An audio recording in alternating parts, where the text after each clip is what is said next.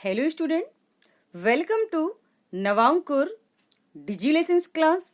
मैं सीमा साद social science के एक नए चैप्टर और नए टॉपिक के साथ आपके बीच उपस्थित हूँ।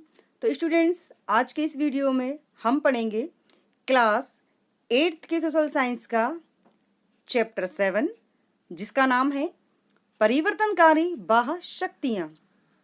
यह इस अध्याय का पार्ट 3 है, यानी कि भाग 3 है, जिसके अंदर आज हम यह जानेंगे कि नदी के निक्षेपण से कौन कौन सी स्थलाकृतियों की रचना होती है। तो आइए सबसे पहले हम ये जानते हैं कि नदी के निक्षेपण से कौन कौन सी आकृतियाँ या स्थलाकृतियाँ बनती हैं। नदी अपना निक्षेपण कार्य मध्यवर्ती मैदानी भाग और निचले भाग में संपन्न करती हुए जलोढ़ एवं गोखुर झील, तटबंध व डेल्टा की रचना करती है। मीन्स नदी अपना जो निक्षेपण का कार्य है वह मध्यवर्ती मैदानी भागों में, यानी कि जैसे ही वह पर्वतों से या पहाड़ों से नीचे आती है उसके बाद और मैदान में प्रवेश करती है, तो मैदान के बीच भाग में जब उसकी पानी की जो प्रवाह गति है वह स्लो हो जाती है, यानी उसका वेग कम हो जाता है, तब वह अपने निक्षेपण की क्रिया के द्वारा जलोढ़, गोखुर झील, तटबंध और डेल्टा जैसी स्थलाकृतियों की रचना धरती पर करती है। तो हम सबसे पहले पढ़ेंगे जलोढ़ के बारे में। तो स्टूडेंट्स, मैं आपको यहाँ बताना चाहूँगी, मैंने आपको बताया कि ये जो आकृतियाँ हैं यह नदी के निक्षेपण से बनती हैं। तो निक्षेपण क्या होता है? निक्षेपण यानी नदी के जल में जो भी अवसाद होता है उसका नदी की बहने की गति स्लो होने पर नीचे जम जाना निक्षेपण होता है। तो नदी के निक्षेपण से सबसे पहली जो आकृति है वह है जलोढ़ पंख। तो जलोढ़ पंख आप देख सकते हैं कि दिखता किस प्रकार से है या उसकी आकृति कैसी होती है। तो ये मैंने आपको साइड में जो बुक का चित्र है वह मैंने आपको लगाया है, और तो हम समझने की कोशिश करेंगे कि जलोढ़ पंख की आकृति बनती कैसे है। नदी पर्वतीय भाग से जैसे ही समतल मैदानी भाग में प्रवेश करती है उसका वेग घटने से उसकी भार वहन करने की क्षमता जो है वो कम हो जाती है। इससे भारी पदार्थ पर्वतीय भागों में अर्धवृत्ताकार पंख के रूप में जमा हो जाते हैं, जिसे हम जलोढ़ पंख कहते हैं। मीन्स नदी जैसे ही पर्वतीय ढाल से वह नीचे उतरती है, यानी कि पहाड़ों से नीचे आती है और समतल मैदानों में प्रवेश करती है, तो उसके जो बहने की गति है यानी उसका वेग वह कम हो जाता है, यानी कि जो पानी की उसकी प्रवाह की गति है वह पहले की अपेक्षा स्लो हो जाती है। पर्वतों से जब वह नीचे गिरती है तो उसकी गति काफ़ी तेज होती है, लेकिन नीचे गिरने के बाद जैसे ही वह आगे बढ़ती है तो उसकी आगे बढ़ने के बाद भी वह मैदानी भाग में पहुंचती है तो उसकी जो गति है वह स्लो हो जाती है, और स्लो हो जाने से उसकी जो भार वहन करने की क्षमता है वह क्या हो जाती है, बहुत कम हो जाती है। तो भार वहन करने की क्षमता कम हो जाती है तो उसके अंदर जो सारा भार होता है, जैसे कि फॉर एग्जांपल कंकड़, पत्थर, मिट्टी वगैरह वगैरह, ये सारी चीज़ों वह जहाँ पर उसकी गति कम होती है वहीं पर नीचे छोड़ देती है, यानी कि वो निक्षेपित कर देती है। तो नदी के जो भार होता है, जो अवसाद होता है, वह जब नीचे तली में जम जाता है तो उसमें इस तरह की आकृति का निर्माण होता है, जो कि मैं आपको चित्र में भी दिखा रही हूँ। इसे जलोढ़ पंख कहते हैं, यानी इस तरह अर्धवृत्ताकार। वृत्त कैसा होता है स्टूडेंट्स? गोल होता है, और ये जलोढ़ पंख की जो आकृति है वह अर्धवृत्ताकार होती है, यानी कि आधी गोल। तो इस तरह की आकृति नदी के पर्वत से नीचे गिरने के बाद मैदान में प्रवेश करने के बाद बनती है, यानी नदी के निक्षेपण से जलोढ़ पंख का निर्माण होता है। अब इसके बाद दूसरी जो आकृति है वह है, पहले तो मैं आपको बता रही थी कि जो बुक का चित्र है वह है, और जो नेक्स्ट मैंने आपको जहाँ पर पिक लगाई है वह है जलोढ़ पंख की ओरिजिनल पिक है, यानी कि वास्तव में इस तरह दिखते हैं जलोढ़ पंख। हमने जो इसके पहले जो लगाई है वह बुक का चित्र है, और ये जो है ये ओरिजिनल पिक है। आप देख सकते हैं कि किस तरह जब नदी पहाड़ों से आने के बाद नीचे मैदानी भागों में प्रवेश करती है तो इस तरह अलग अलग प्रकार की आकृतियाँ वह बनाती है, जो कि आधे वृत्ताकार होते हैं, यानी जलोढ़ पंख जिसे हम कहते हैं। तो इस तरह की आकृति बन जाती है जिसका नाम है जलोढ़ पंख। अब इसके बाद जो नेक्स्ट आकृति है या नेक्स्ट जो स्थलाकृति है उसका नाम है गोखुर झील। तो स्टूडेंट, जैसा कि आप समझ सकते हैं इसके नाम से ही स्पष्ट है, गोखुर यानी कि गाय के पैर के जैसी आकृति। गो मीन्स होता है गाय, खुर जो गाय के जो पैर होते हैं, और उन गाय के पैरों की आकृति आप इसमें देख सकते हैं। इन सबसे नीचे की लाइन में गाय के पैर की तरह ये आकृति बनी हुई है। एक तो आप बीच में इसमें देख रहे होंगे अंग्रेजी का अक्षर एस है, और सबसे नीचे लास्ट में आप देख सकते हैं गाय का खुर, यानी गाय का जो पैर होता है, निचला जो हिस्सा होता है, उसके तरह नदी की आकृति बन जाती है नदी के निछेपन से। तो वह किस प्रकार से बनती है? जब नदी खुले समतल मैदान में बहती है तो उसके प्रवाह का जो वेग है बहुत ही मंद हो जाता है। जैसा कि मैंने आपको जलोढ़ पंख में भी बताया कि नदी जब पहाड़ों से नीचे उतरने के बाद या नीचे गिरने के बाद मैदानी भाग में प्रवेश करती है तो उसके जो प्रवाह का जो वेग है, यानी उसके जो पानी के बहने की जो गति है, प्रवाह वेग बहुत ही मंद हो जाता है, स्लो हो जाता है, और जरा सी रुकावट से प्रवाह इधर उधर मुड़ जाता है। यानी कि उसकी जो बहने की गति है वह पहले ही स्लो हो गई है, और यदि बीच में कोई रुकावट आ जाए, अवरोध आ जाए, तो वह इधर उधर मुड़ जाती है और दूसरी आकृति बन जाती है। नदी मार्ग अत्यंत घुमावदार हो जाता है। यहाँ पर नदी का जो रास्ता है वह कई प्रकार से घूम जाता है। इन घुमावों को ही हम क्या कहते हैं? विसर्प कहते हैं। आप देख सकते हैं स्टूडेंट्स, विसर्प यानी कि सांप की तरह, सांप जिस तरह बल खाता है ऐसे ही सांप की तरह यह नदी की आकृति बल खा रही है। तो विसर्प जिसे हम कहते हैं, विसर्पों के निचले किनारों पर, कहाँ पर? विसर्पों के निचले किनारों पर, निचले हिस्सों पर निक्षेपण तथा ऊंचे किनारों पर कटाव होने से इनका आकार अंग्रेजी के अक्षर एस की भांति हो जाता है। मैंने आपको अभी पहले भी बताया कि नदी ये जो घुमावदार हो जाती है नीचे की तरफ, और जो सर्प की जैसी उसकी आकृति हो जाती है ऊपर नीचे, उसमें बल जैसा पड़ जाता है, वह अंग्रेजी के अक्षर एस की तरह भी दिखती है और सांप की तरह भी दिखती है। तो कालांतर में नदी की धारा विसर्प को छोड़कर सीधे सामने वाले भाग में मिल जाती है। उसके बाद नदी की जो धारा होती है वह क्या होती है कि वह विसर्प को छोड़कर आगे बढ़ जाती है और दूसरे भागों में वह मतलब कि मिल जाती है। ऐसी स्थिति में छूटा हुआ जल, यानी कि जो आकृति पहले बनी थी वहाँ पर भी जल भर गया था, तो ऐसी स्थिति में जहाँ पहले जल भर जाता है तो वह भाग जब नदी आगे बढ़ जाती है तो पीछे ही छूट जाता है। तो उस छूटे हुए भाग में एक झील के रूप में रह जाता है। ये जो नदी का जल छूट जाता है और नदी आगे बढ़ जाती है तो वो छूटे हुए भाग वैसे के वैसे भरे हुए रह जाते हैं, जो कि एक झील का रूप धारण करते हैं। इसका जो आकार होता है, वो जो झील का जो आकार होता है वह गाय के खुर की तरह होता है, यानी कि गाय के पैर की तरह दिखाई देता है। इसे ही हम गोखुर झील कहते हैं। जैसा कि मैंने आपको शुरू में भी बताया कि जो उसका जो पानी छूट जाता है वह गाय के जो पैर की आकृति होती है जिसे हम गोखुर कहते हैं उसकी तरह वह दिखने लगता है, तो इसलिए उसे गोखुर झील का नाम दिया गया है स्टूडेंट।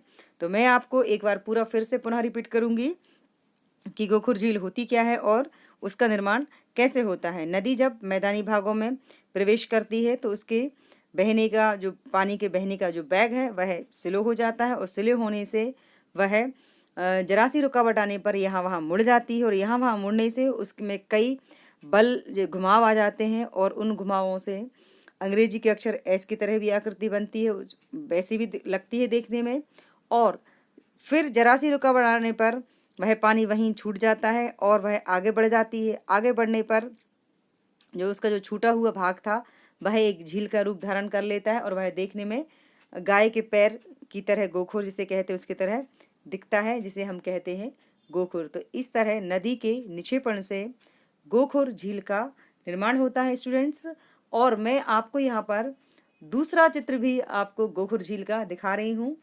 ये आप देख सकते हैं, यहाँ पर गाय के जो पैरों की आकृति होती है उस तरह ही यहाँ पर नदी के निक्षेपण से गोखुर झील का निर्माण हुआ है। यहाँ पर काफ़ी उसमें घुमाव दिए गए हैं। आप इसको देखकर समझ सकते हैं कि किस तरह ये गोखुर झील दिखती है।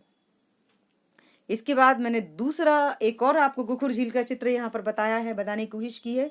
ये तो बिल्कुल सेम टू सेम गाय के मतलब गाय का जो पैर की आकृति होती है गोखुर, उसकी तरह देखने में लग रही है और बिल्कुल गोखुर यानी कि गाय के पैर की तरह ये नदी की आकृति यहाँ पर बनी हुई है। तो इस तरह आप देख सकते हैं कि नदी का जो पानी है वह किस तरह मुड़ा हुआ है। इस चित्र के माध्यम से आप देख सकते हैं नदी के निक्षेपण से तो कितनी तरह उसने अपना रास्ता बदल लिया है, कहीं इस तरफ कभी इस तरफ, तो जिससे उसकी जो प्रवाह की गति है वह स्लो हो गई है और वह देखने में एक गाय के पैर की तरह, गोखुर की तरह लग रहा है, इसलिए इसे गोखुर झील कहा गया है। नेक्स्ट है तटबंध और बाढ़ का मैदान। तो स्टूडेंट्स, मैं आपको यहाँ पर बताना चाहूँगी तटबंध क्या होते हैं। नदी के किनारे जो उसके जो किनारे होते हैं, चाहे वह मिट्टी के बने हों या चट्टानों के बने हों, तो जो किनारे होते हैं, बीच में नदी बहती है, उसे हम कहते हैं तटबंध, यानी उसके किनारों को तटबंध कहते हैं। बाढ़ का मैदान, बाढ़ का मैदान नदी में जब बारिश के मौसम में बाढ़ आती है तो उसके बाढ़ आने से वो जो मिट्टी उसके पानी में रहती है वह जम जाती है, और ऐसा हर साल होने से लगातार होता आ रहा है सदियों से। तो इस तरह एक मैदान का निर्माण होता है जिसे हम कहते हैं बाढ़ का मैदान। तो इस स्लाइड में हम तटबंध और बाढ़ के मैदान को और डिटेल समझने की कोशिश करेंगे। तटबंध मैदानी भाग में नदी के दोनों किनारों पर बने लंबे टीलों को प्राकृतिक तटबंध कहते हैं। जैसा कि मैंने आपको बताया कि नदी के जो किनारे होते हैं उन्हें ही हम तटबंध कहते हैं। तो मैदानी भागों में जब नदी बहती है तो उसके दोनों किनारे को तटबंध कहा जाता है। कई बार नदी बाढ़ आने पर जल तटबंधों के ऊपर से निकलकर दूर दूर तक फैल जाती है। यानी कि कई बार क्या होता है, नदी में जब बाढ़ आती है, किसी भी नदी में, हमारे देश में बहुत सारी नदियां हैं, तो नदी अपने किनारों के ऊपर से निकल जाती है। उसका जो पानी होता है वह नदी के किनारों से ऊपर जाकर बहने लगता है और बाकी कई क्षेत्रों में फैल जाता है। ऐसा होने से उसके जो किनारे होते हैं, जो तटबंध होते हैं, वह डूब जाते हैं और यह ठहरा हुआ जल अपने साथ लाए महीन कण विस्तृत भाग में जमा कर देते हैं। यानी कि जब बाढ़ आती है तो नदी के पानी में जो कंकड़ पत्थर होते हैं, जो मिट्टी होती है, वह जहाँ जहाँ नदी का पानी जाता है उन जगहों पर निक्षेपण होने से यानी कि जमा हो जाते हैं, और जब पानी उतर जाता है तो वह मिट्टी वहीं पर रह जाती है। ऐसा बार बार लगातार होने से ऐसा मतलब हर साल होने से वहाँ मिट्टी की एक मोटी परत का निर्माण होता है जिसे हम बाढ़ का मैदान कहते हैं। क्या कहते हैं उसे? हम बाढ़ का मैदान कहते हैं। भारत में गंगा ब्रह्मपुत्र का मैदान इसी प्रकार से बना हुआ है। यानी कि नदियों में हर साल बाढ़ आती है, या किसी नदी में कभी आती है, किसी में कभी आती है। स्टूडेंट्स, यहाँ पर मैं आपको बताना चाहूँगी कि अभी अभी बारिश का मौसम थोड़ा आगे बढ़ा ही, यानी कि चल ही रहा है, और आप देख भी रहे होंगे न्यूज़ में कि कई हिस्सों में हमारे देश की बाढ़ आ रही है। तो जो उत्तर भारत है, जो कि नदियों से मतलब कि जहाँ पर काफ़ी मतलब नदियाँ बहती हैं, उत्तर भारत में जैसे गंगा, यमुना नदी है, इसके अलावा आसाम में ब्रह्मपुत्र नदी है, इन नदियों में हर साल बाढ़ आती है। तो इनमें बाढ़ आने से इस तरह की आकृतियाँ बन जाती हैं जिसे हम बाढ़ का मैदान मतलब कि कहते हैं, यानी तटबंध और बाढ़ का मैदान। यानी कि ऐसा हर साल होने से, ये प्रोसेस लगातार होने से वहाँ पर मिट्टी की एक मोटी परत जम जाती है, और वहाँ पर उस मिट्टी में लोग खेती बाड़ी करने लगते हैं, तो जिसे हम कहते हैं बाढ़ का मैदान। तो यानी वो जो मैदान होता है मिट्टी का, वो बाढ़ के कारण बनता है। तो इस तरह इस आकृति का निर्माण नदी के निक्षेपण से होता है। यानी नदी जो अपने बाढ़ के पानी में जो सारी चीज़ें बहाकर लाती है और वहीं पर छोड़ देती है, और बार बार हर साल ऐसा होता है या कभी कभी होता है, तो उससे इस तरह की आकृति का निर्माण होता है। और यहाँ पर स्टूडेंट्स, मैं आपको और क्लियर करना चाहूँगी कि बाढ़ का मैदान, चूँकि आप सब समझदार हैं, टीवी वगैरह में देखते ही हैं, लेकिन फिर भी आपको मैं बाढ़ किस तरह आती है इन दो चित्रों के माध्यम से बताना चाहती हूँ। यहाँ पर आप देख सकते हैं, यहाँ पर ये सारे लोग हैं जो कि बाढ़ में डूबे हुए हैं या चल रहे हैं, मतलब बाढ़ के पानी में, और काफ़ी गहरा पानी है। इस तरह लोग परेशान होते हैं और अभी हमारे देश के कई हिस्सों में भयंकर बाढ़ आई है। एक और दूसरा चित्र मैं आपको बता रही हूँ, बाढ़ का मैदान, यानी कि नदी के किनारे जो भी उसका किनारे होते हैं और आसपास का क्षेत्र होता है जो सारा का सारा पानी में डूब जाता है और उसके सारे किनारे टूट जाते हैं, जो टीले होते हैं वह मिट्टी में नदी के पानी में मिल जाते हैं, तो वो उस तरह उसके जो तटबंध होते हैं वो टूट जाते हैं, तो वो तटबंध कहलाते हैं। और बाढ़ का मैदान, यानी कि बाढ़ के द्वारा लाई हुई मिट्टी से जो मैदान का निर्माण होता है उसे हम कहते हैं बाढ़ का निर्माण, बाढ़ का मैदान। तो यहाँ पर बाढ़ भी आप देख सकते हैं कि किस तरह बाढ़ आती है। वैसे सबने देखी होगी, नहीं देखी हो तो आप इस चित्र के माध्यम से समझ सकते हैं। इसके बाद आता है नेक्स्ट आकृति है डेल्टा। यह भी नदी के निक्षेपण द्वारा ही बनती है। तो डेल्टा होता क्या है? सबसे पहले हम ये जानने की कोशिश करते हैं स्टूडेंट्स कि डेल्टा क्या होता है। जब नदी निचले भाग में किसी झील या समुद्र में मिलती है तो उसका जो वेग है बहुत ही मंद हो जाता है। तो स्टूडेंट, मैं आपको पुनः रिपीट करूंगी और बताऊंगी कि डेल्टा होता क्या है। जब नदी निचले भाग में, यानी कि नीचे की तरफ किसी झील या समुद्र में मिलती है तो उसका जो वेग है वो बहुत ही मंद हो जाता है। मैंने आपको पिछली आकृतियों में भी बताया कि नदी जब मैदानी भागों में आती है तो उसकी जो बहने की गति होती है, यानी उसका जो वेग होता है, वह बहुत ही कम हो जाता है। नदी जब ऊपर से नीचे गिरती है तो उसका जो बहने का जो स्पीड है या जो उसका प्रवाह है पानी का वो काफ़ी तेज होता है। लेकिन जब वह समतल जगह में बहती है तो उसकी बहने की गति कम हो जाती है। तो जैसे ही जल प्रवाह मानो रुक सा गया हो, यानी कि जब नदी मैदानी भागों में किसी झील या समुद्र में मिलती है तो उसका जल देखने में ऐसा लगता है कि मानो वह रुक गया हो। ऐसी अवस्था में नदी अपना समस्त महीन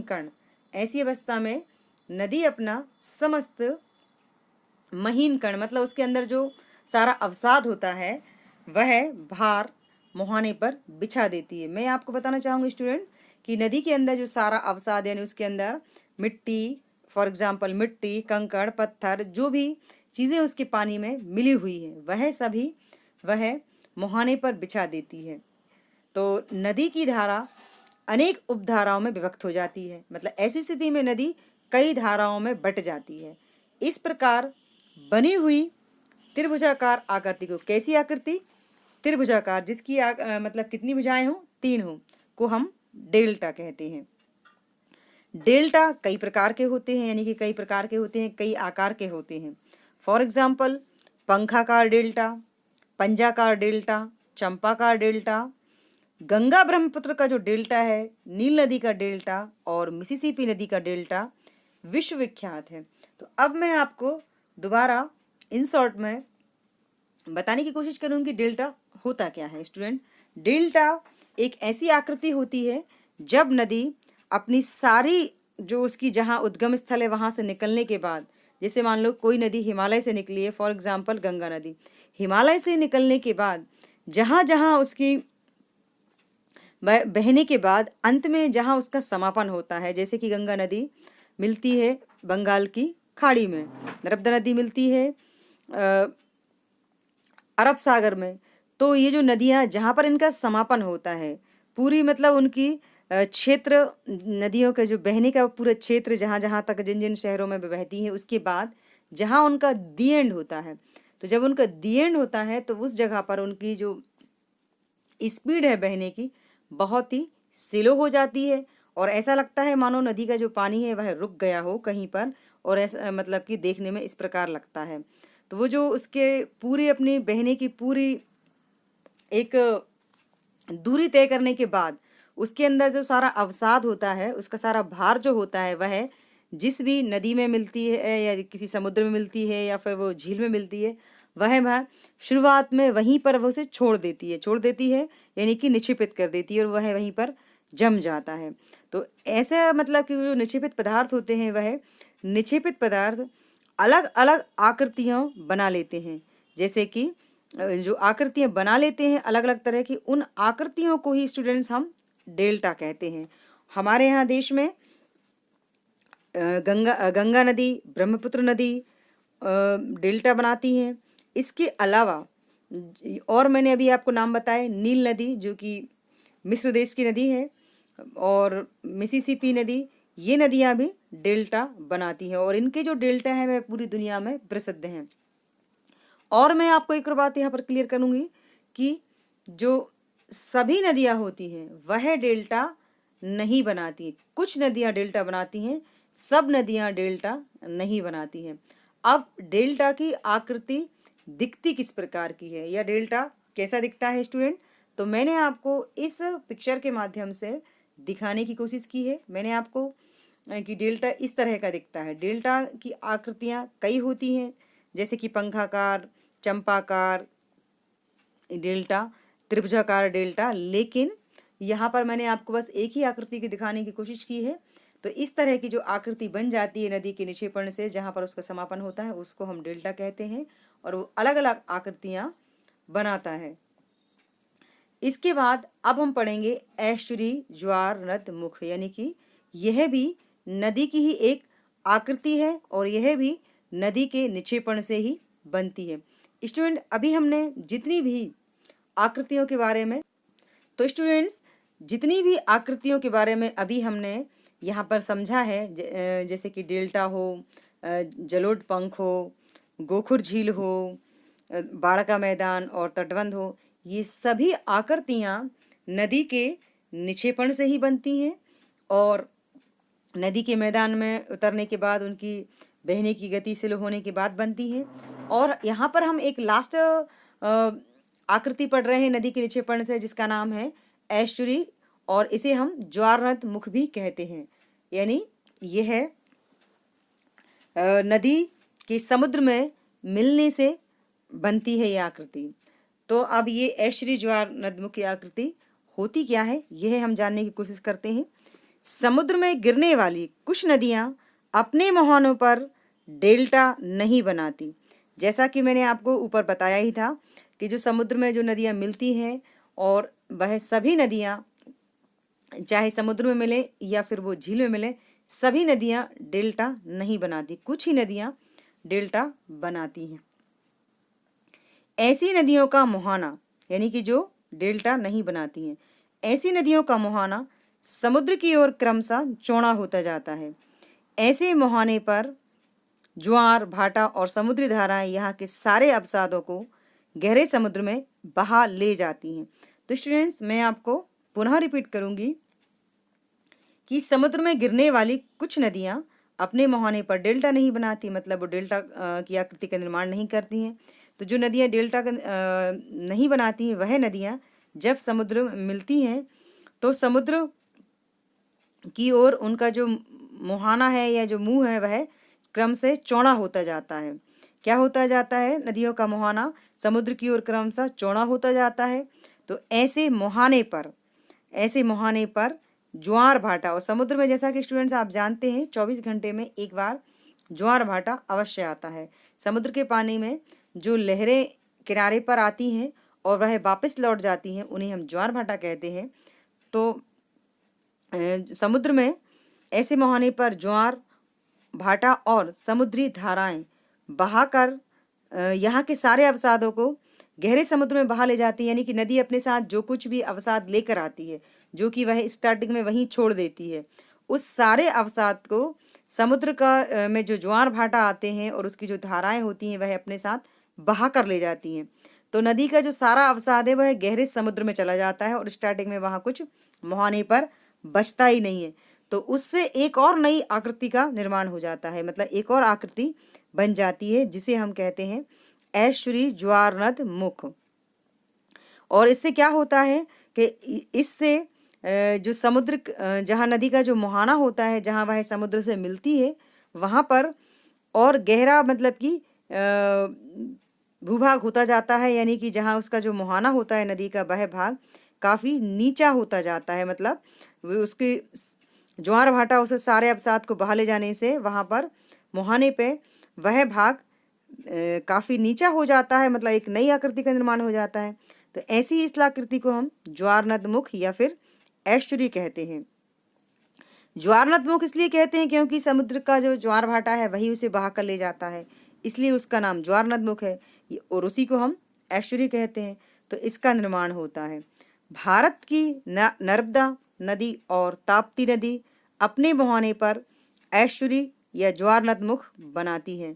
यानी कि हमारे देश की जो दो नदियां हैं, नर्मदा तो हमारे मध्य प्रदेश की ही नदी है, तो नर्मदा नदी और ताप्ती नदी यह ज्वार नदमुख की आकृति का निर्माण करती हैं। यानी कि जब ये समुद्र में मिलती हैं तो ज्वार नदमुख बनता है।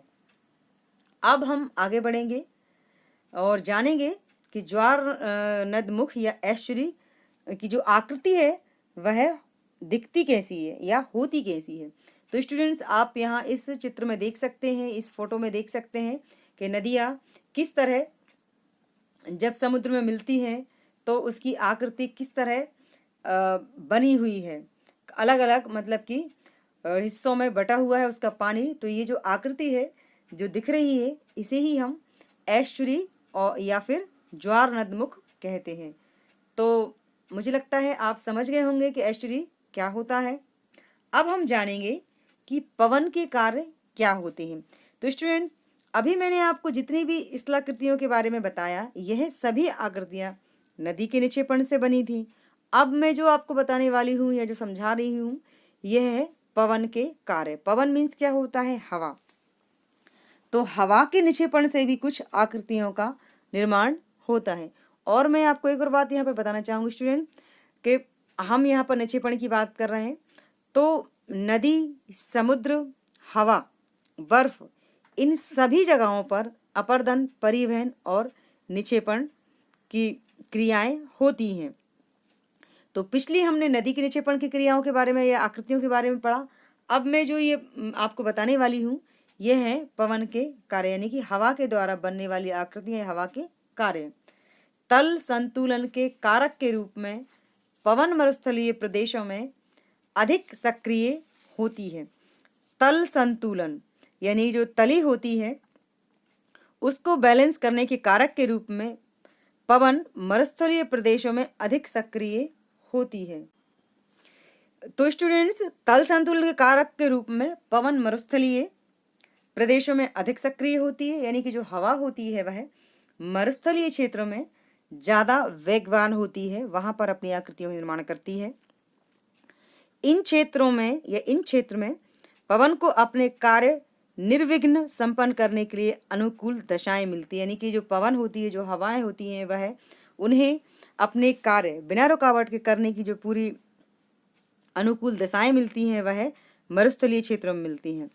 मरुस्थलीय प्रदेशों में जहाँ की वर्षा की कमी होती है, तापमान उच्च होता है, तेज हवाएं चलती हैं और वनस्पतियों यानी कि पेड़ पौधों की कमी होती है।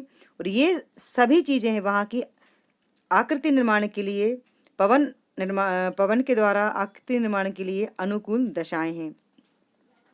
इन प्रदेशों में तापमान की अधिकता से खुली चट्टानें दिन में गर्म होकर फैलती हैं। यानी कि जो मरुस्थलीय क्षेत्र होते हैं वहाँ पर दिन में तापमान काफ़ी ज़्यादा होता है, यानी कि गर्मी बहुत होती है वहाँ पर मरुस्थलीय क्षेत्रों में।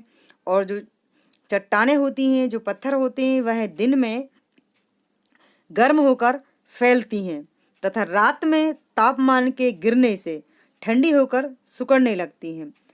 फैलने और सिकुड़ने से चट्टानों में जो टूटती रहती हैं, चट्टानें जो टूटती फूटती रहती हैं, अंत में छोटे छोटे कणों में विभक्त हो जाती हैं।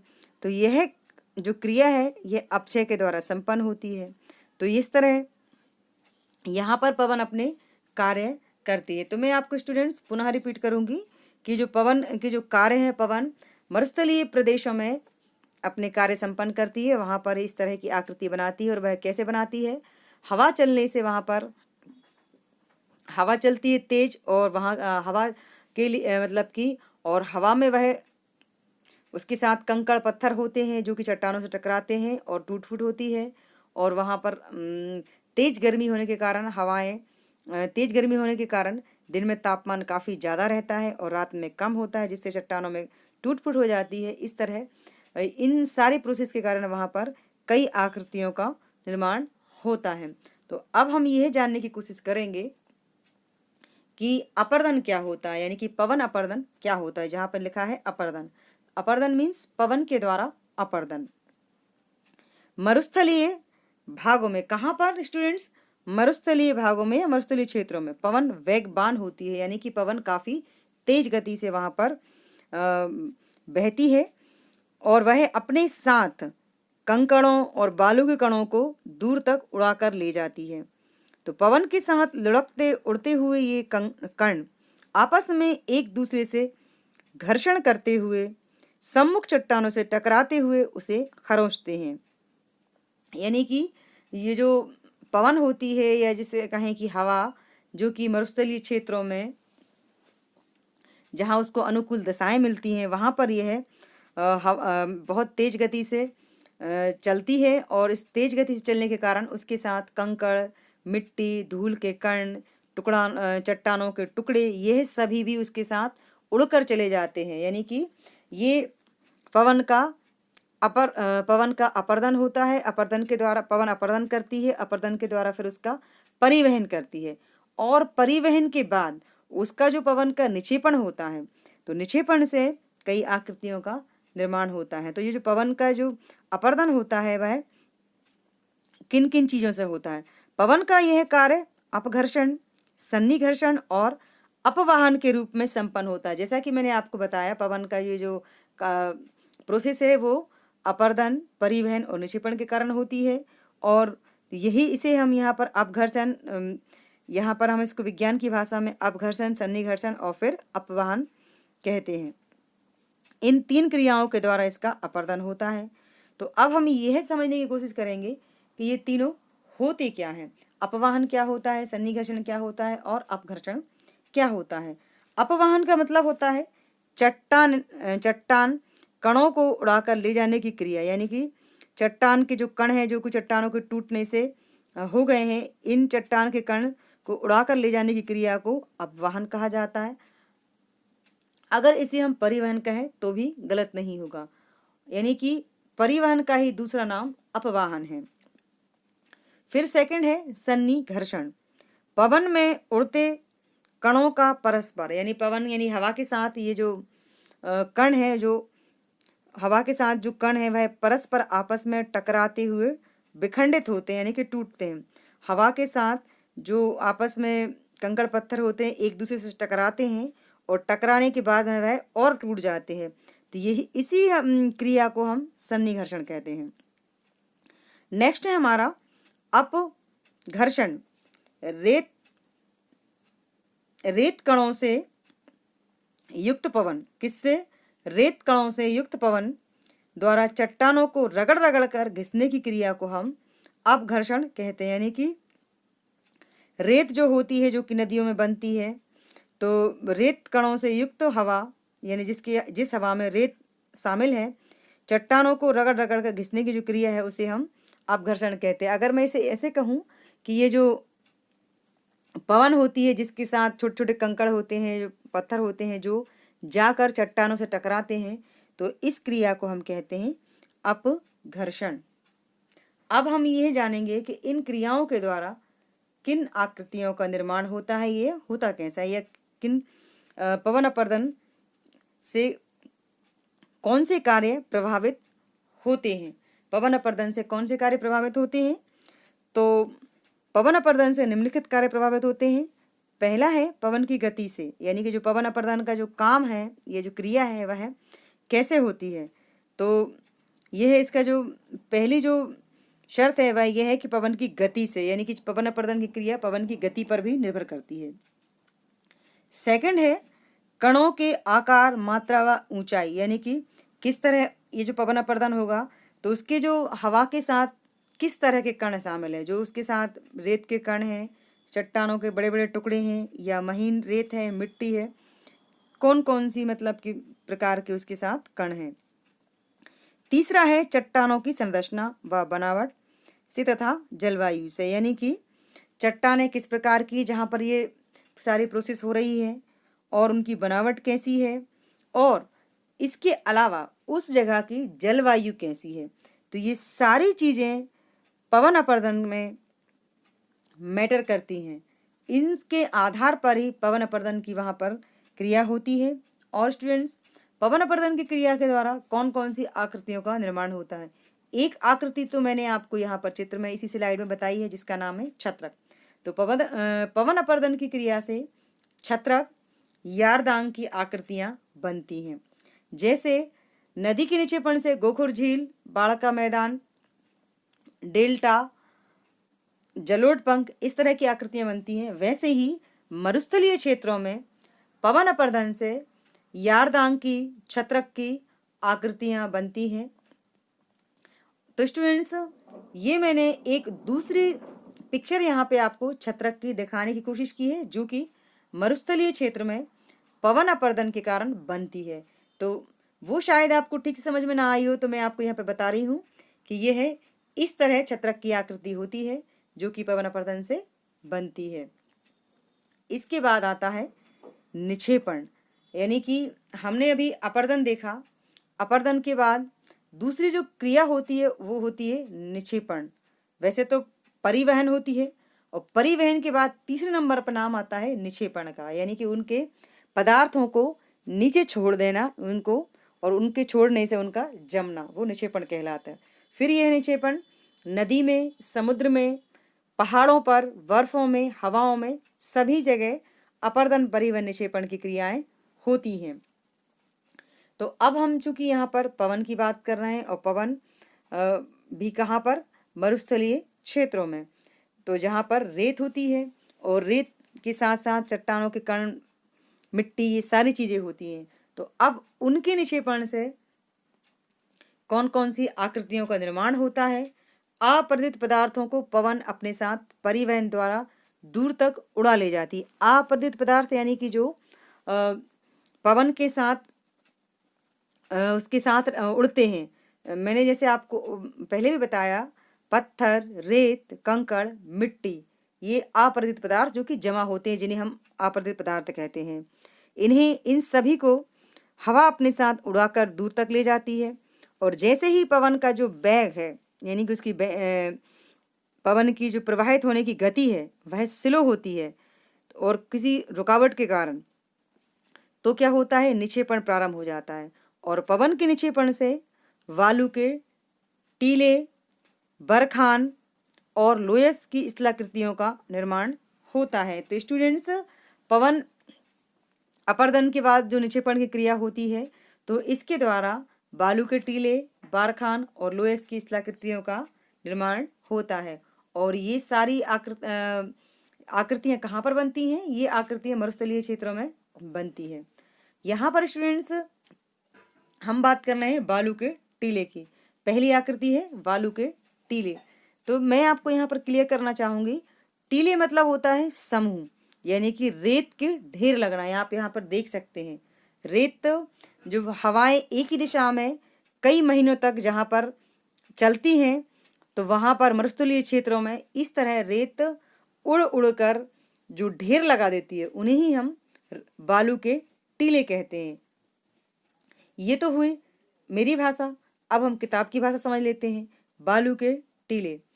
बालू मिश्रित पवन के मार्ग में, किसके मार्ग में? मिश्रित पवन के मार्ग में अवरोध आने पर बालू के ढेर टीलों के रूप में निर्मित होते हैं। जैसा कि मैंने आपको पहले ही बताया, जब मरुस्थलीय क्षेत्रों में हवा एक ही निश्चित दिशा में कई महीनों तक बहती है, और फिर जब उसकी प्रवाहित होने की गति स्लो हो जाती है, मानो उसकी कोई रुकावट आने से, तो उसके साथ जो सारा अपरदित पदार्थ है वह वहीं छूट जाता है।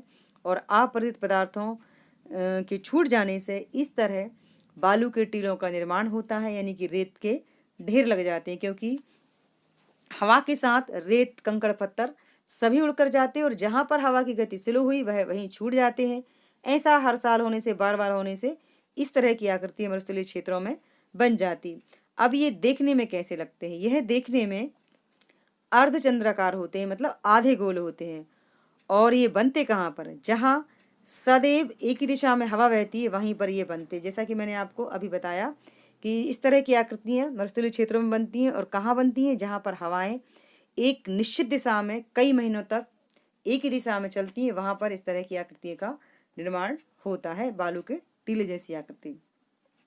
इसके बाद मैं आपको इस चित्र के माध्यम से दिखाना चाहती हूँ कि बालू के टीले किस तरह होते हैं, मतलब रेत के ढेर। और ये रेत के ढेर आप देख रहे होंगे, ये इस पिक्चर में आप देख सकते हैं।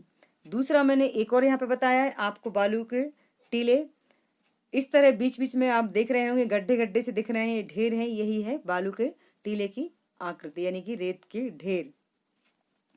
अब आता है लोयस। लोयस यह आकृति भी मरुस्थलीय क्षेत्रों में ही बनती है। कहाँ पर बनती है? मरुस्थलीय क्षेत्रों में। लोयस अत्यंत महीन वालु मृदा के साथ बहुत ही दूर जाकर जमा होती है।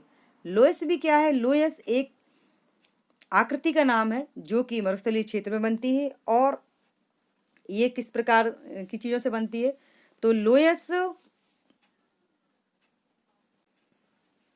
लोयस अत्यंत महीन रेत मिट्टी के साथ बहुत दूर जाकर जब हवा में उड़कर जमा हो जाती है, तो इस तरह जिस मैदान की रचना होती है उसे हम लोयस कहते हैं। यानी कि लोयस क्या है? एक रेत के द्वारा बनी हुई आकृति का नाम है जो कि मरुस्थलीय क्षेत्र में बनती है। और यह किस प्रकार की रेत से बनती है? बहुत ही मिट्टी की जैसी बारीक रेत से बनती है। और यह भी एक ही दिशा में हवा लगातार कई महीनों तक चलने के कारण इस तरह की आकृति बनती है। चीन का लोयस का मैदान इसका एक बहुत अच्छा उदाहरण है। यानी कि अगर लोयस की आकृति की हम बात करें तो लोयस की आकृति चीन में है, जो कि मतलब कि वर्ल्ड फेमस है। तो स्टूडेंट्स, इस वीडियो में हमने नदी के नीचेपन से निर्मित स्थलाकृतियाँ और पवन के द्वारा पवन अपर्दन से निर्मित स्थलाकृतियों, पवन के नीचेपन से निर्मित स्थलाकृतियों के बारे में इस वीडियो में समझने की कोशिश की है। उम्मीद करती हूँ कि आपको समझ में आए होंगे। और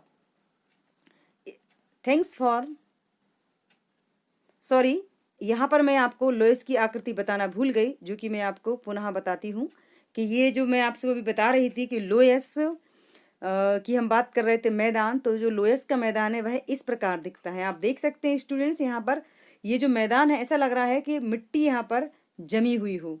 तो यह एक बहुत ही बारीक रेत से, जो कि मिट्टी के समान महीन होती है, उससे मरुस्थलीय क्षेत्रों में इस आकृति का निर्माण होता है जिसे हम कहते हैं लोयस।